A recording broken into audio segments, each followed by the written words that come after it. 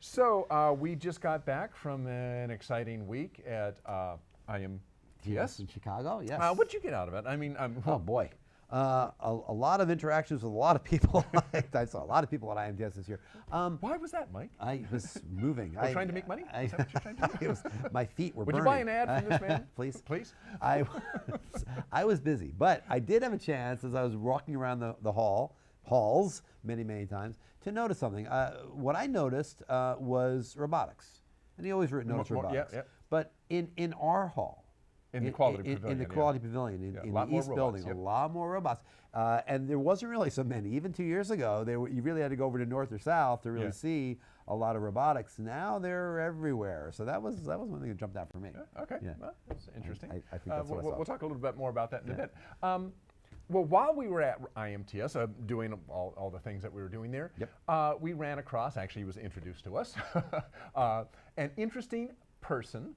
His name was Burt Mason. Yes. And we'll get back to Burt in just a bit because I need to set this up a little bit. You need to know a little bit about the IMTS history because Burt's seen most of it. Yeah. According to the IMTS website, the first National Machine Tool Builders Exposition, as it was called back then, it wasn't IMTS, it was the National Machine Tool Builders Exposition, was held September 19th through 23rd, 1927 in Cleveland at the Cleveland Auditorium. And the show occupied a whopping 63,000 square feet and attendance topped 12,000. That's a big event for 1927. Probably That's for a huge event. Nothing compared to today, which is like billions of square feet. But still, it's a big event.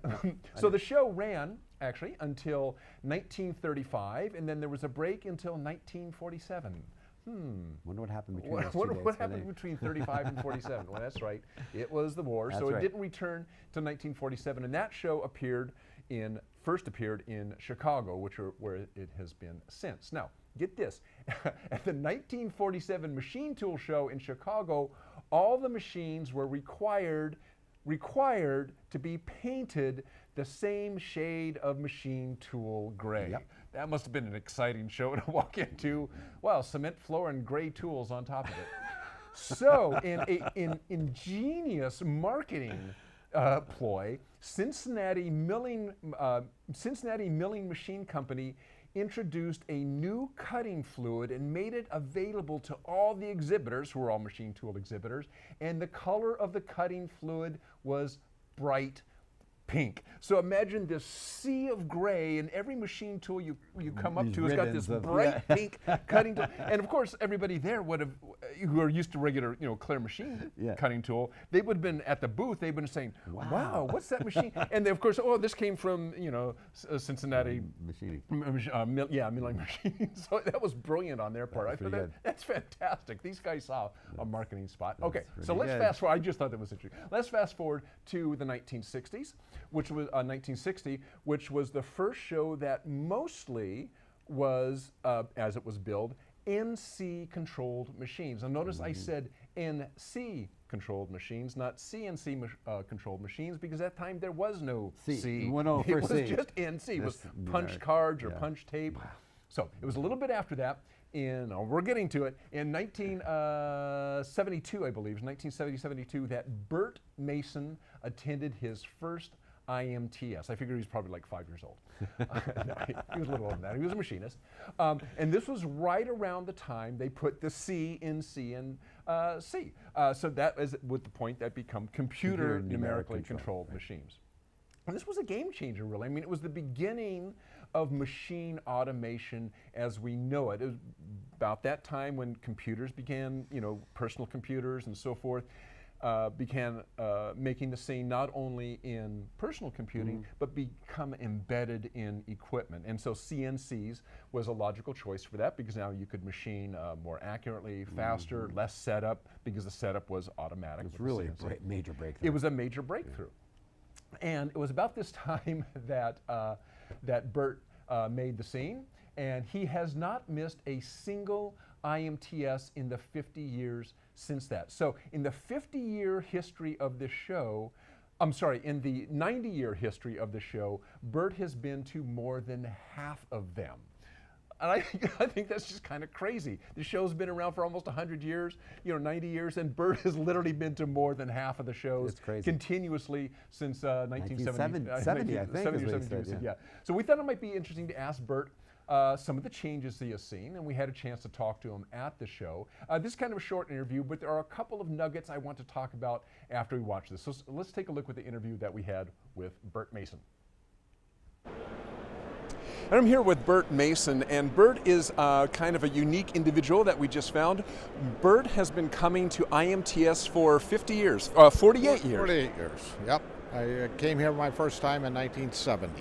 So that's 25 shows? 25 shows. Okay. So what has changed? I mean, 25 years, 25 shows, it's 48 years. What has changed in the technology and stuff that you would see on the show floor from, 74, 75? The biggest changes have been the transition into computer technology and the increased power and the lower cost of memory and that type of thing. And what that's allowed is for bigger, better, faster software processes to occur. Back then in 1970, there really wasn't the computer technology that exists today. So back then it was NC machines, it wasn't CNC machines. That's correct. CNC was just coming into play at that time, but they still had little Nixie tube displays and things of that nature. They didn't have monitors and they had no memory. Okay, so essentially you had very little memory, maybe 16K of memory at the time, so you couldn't even store part programs on your computer. So that's interesting. So I think when a lot of people come to these shows, they expect kind of year over year big innovations. I came here 2 years ago, what new and big thing am I going to see this year? But you kind of pointed out earlier that it's not really what you see over every couple years, it's what you see over a lifetime of going. That's correct. So what you see things evolving, and they evolve slowly. Every 2 years, there's a little better, little better, little better. And quite honestly, when you come to a show and you ask somebody, well, what's new and exciting at the show? They say, there's nothing really that new. When in fact, there are incremental changes that occur at every single show.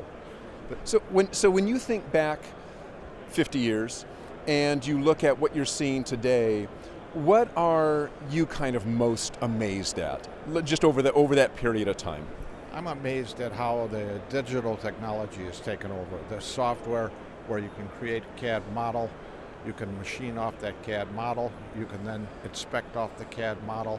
It's all become computer related. So the biggest change in the industry has been the development of software and computer hardware. And now we're seeing things like augmented reality and virtual reality, where now it's not even necessarily what you see in front of you, but what's projected inside your goggles or whatnot. That's correct. You're seeing that being introduced at these types of shows now, where you couldn't even imagine that stuff back in 1970. So do you ever think, what you're going to see, or let me ask you this: 5 years from now or 6 years from now, if you could bring out your crystal ball, what kind of things would you expect to see that maybe we aren't even thinking about right now? Well, that's a good question.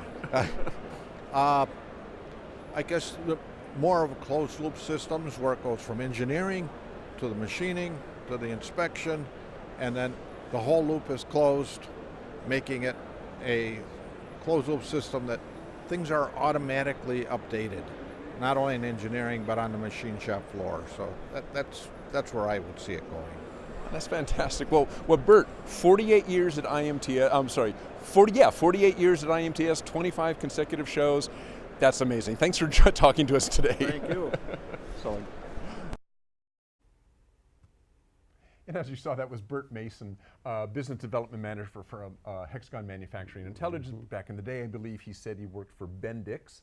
I think that's who he was working for, I think, at the first show back in 72. So 48 years at the show. And the thing I think that was interesting is, I asked him in there about, changes, right? And I thought it was interesting that, we talked about, it's not the changes that you see year to year, because it's not like you'll show up one year and it's like, oh my gosh, groundbreaking, and who's ever seen this before? Unlike, let's say, maybe consumer electronics shows. At these shows, the changes are more incremental because this industry is more conservative. I mean, accuracy, repeatability, and reliability are the first three things they care about. So you don't, unless you're really, really dead certain, you don't make huge changes from year to year. They're a little bit more incremental and a little bit more cautious. The changes do happen. But the changes do happen. They happen over time. And so that's what he was talking about there, is kind of the whole digital revolution that has just slowly, from CNC to just on and on and on, just kind of building on the whole computer revolution.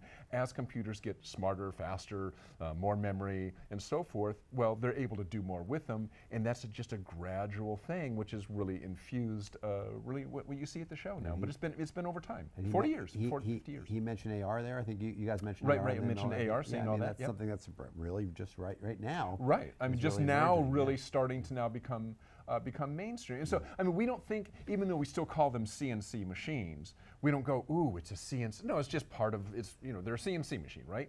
AR will be the same way. 10 years from now, it's just like, oh, it has AR. And it's won't be anything special. It'll just be something that everybody does because it makes sense. That's what it is, right? Yeah. Good stuff there. Good stuff. Really, that was a fun. It's fun to meet somebody who's been to the show that long. That long. And I think he's probably only 60. Yeah. But you asked some really good questions, Eric, and you got some really good stuff out of that. All right.